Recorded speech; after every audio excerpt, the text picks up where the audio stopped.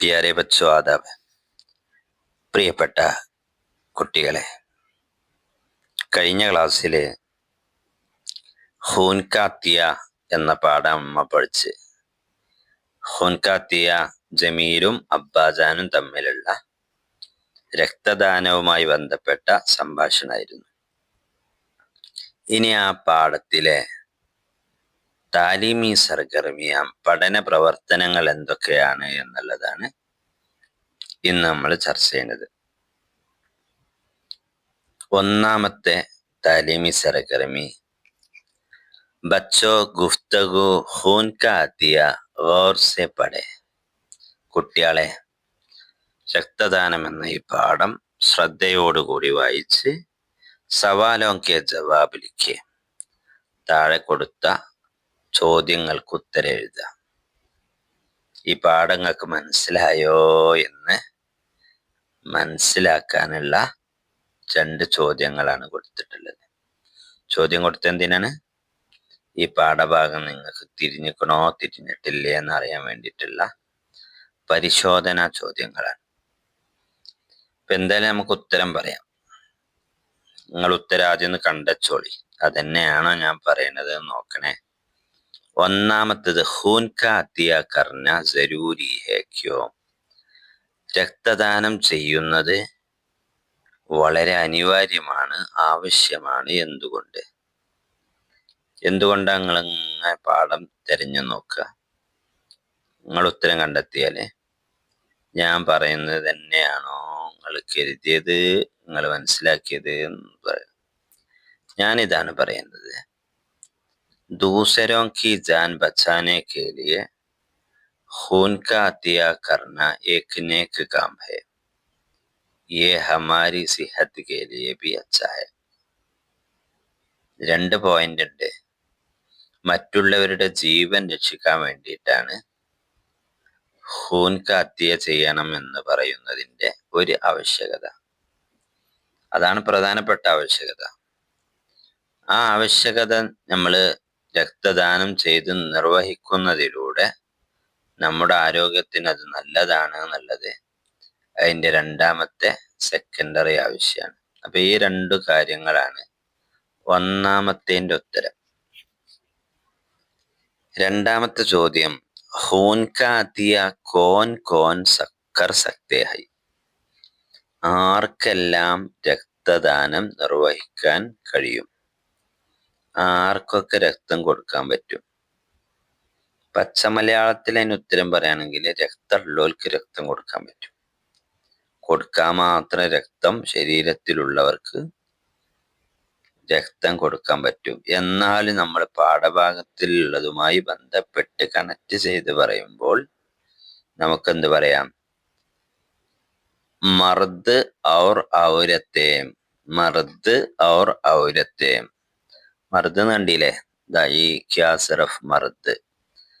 Our മർദ് our ഔരത്തെ, പുരുഷന്മാർക്കും സ്ത്രീകൾക്കും കൊടുക്കാം.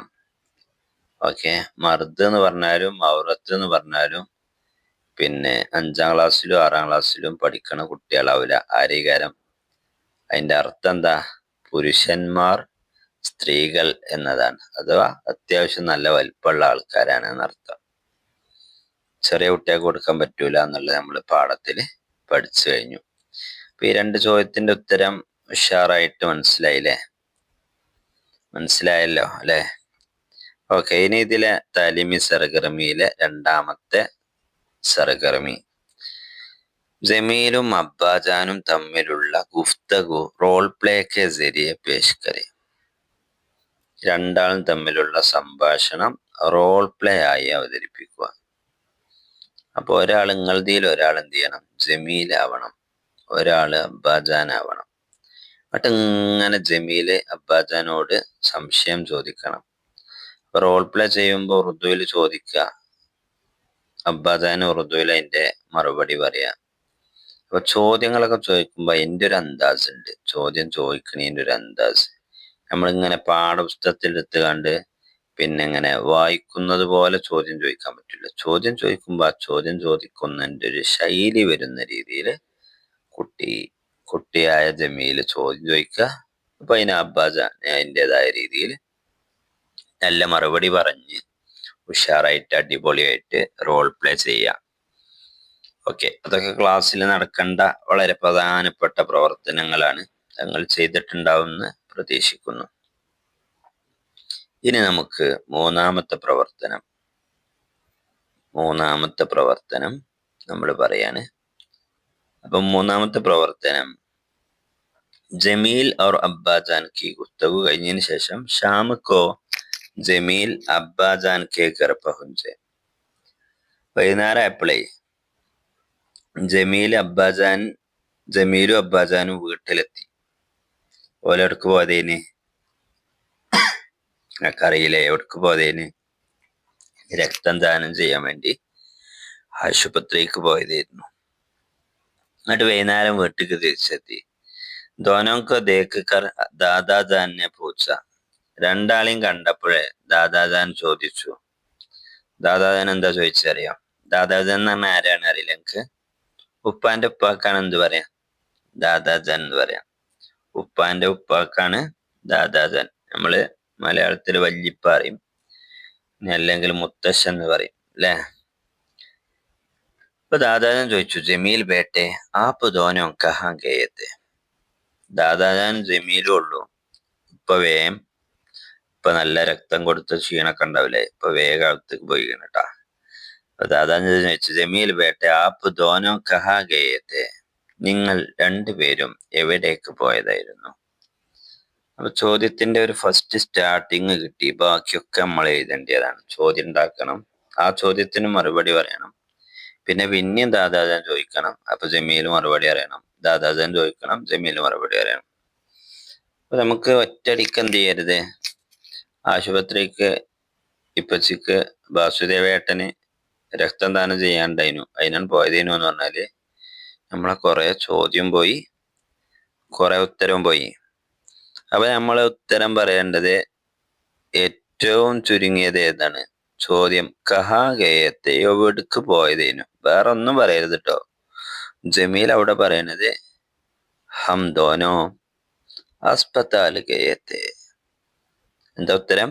ആപ്പ് എന്നുള്ളടത്ത് ഹം നാക്ക. ജമീൽ ബേട്ട എന്നുള്ള മോനെ വിളിച്ചതാണ്. പിന്നെ അതിനെ നമ്മള് ദാദാജാനെ എന്ന് പറഞ്ഞാണ്ട് അങ്ങോട്ട് തിരിച്ചു വിളിക്കണം എന്നൊന്നുമില്ല.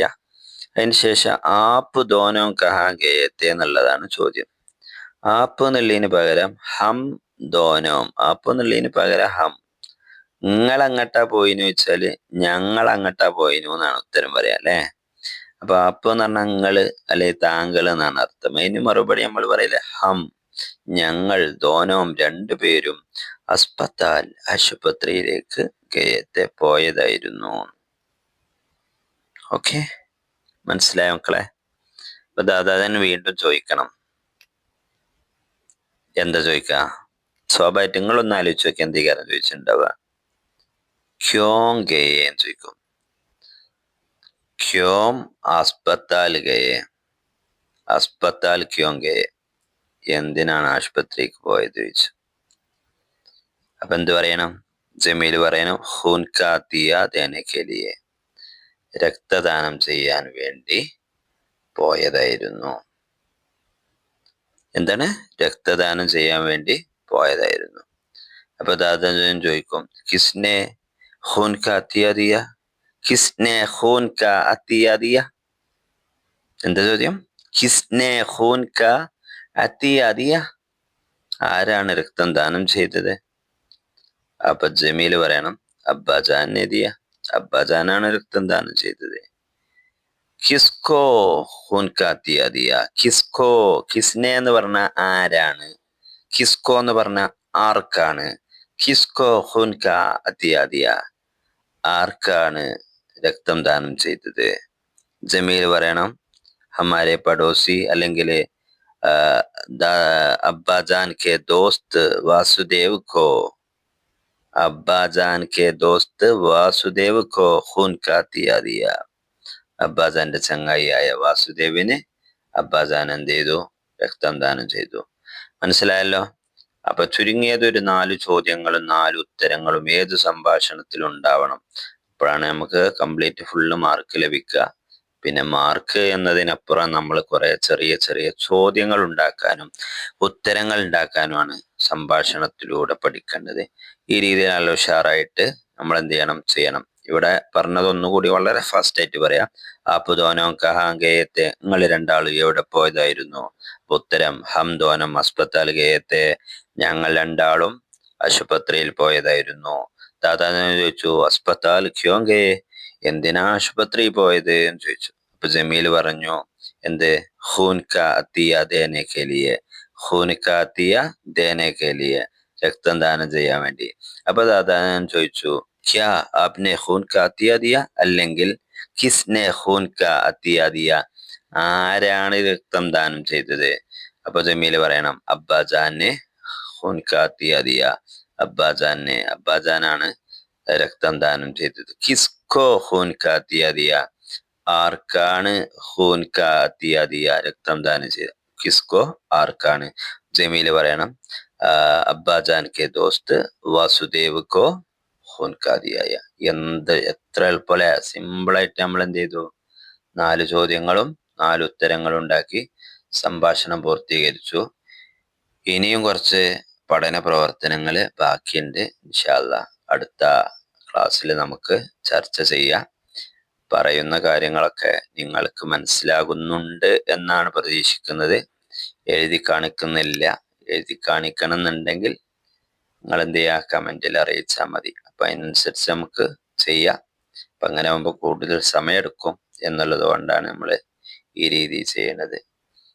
വോയിസും കാര്യങ്ങളൊക്കെ ക്ലിയർ ആണ് എന്ന് പ്രതീക്ഷിക്കുന്നു. നന്നായി പഠിക്കുക, നന്നായി പരിശ്രമിക്കുക, പഠിച്ച കാര്യങ്ങളൊക്കെ പരമാവധി പ്രയോഗിക്കാൻ കൂടി ശ്രമിക്കുക. ശുക്രിയ. ഖുദ ഹാഫിസ്.